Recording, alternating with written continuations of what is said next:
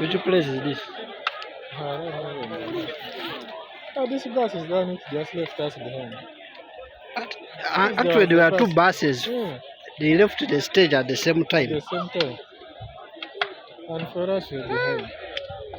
But what happened really?